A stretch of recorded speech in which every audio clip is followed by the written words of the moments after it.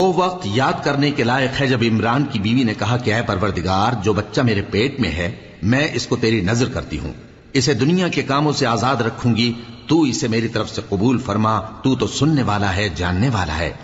پھر جب ان کے ہاں بچہ پیدا ہوا تو کہنے لگی کہ پروردگار، میرے تو لڑکی ہوئی ہے، جبکہ اللہ خوب جانتا تھا جو ان کے ہاں ولادت ہوئی تھی، اور نہ ہوتا لڑکا مانند اس لڑکی کے۔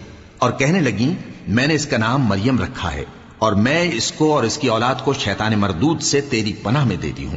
تو اس کے پروردگار نے اس کو پسندیدگی کے ساتھ قبول فرمایا اور اسے اچھی طرح پرورش کیا، اور زکریا کو اس کا کفیل بنایا۔ زکریا جب کبھی عبادت گاہ میں اس کے پاس جاتے تو اس کے پاس کھانا پاتے۔ یہ کیفیت دیکھ کر ایک دن مریم سے پوچھنے لگے کہ مریم، یہ کھانا تمہارے پاس کہاں سے آتا ہے؟ وہ بولی کہ اللہ کے ہاں سے آتا ہے، بے شک اللہ جسے چاہتا ہے بے حساب رزق دیتا ہے۔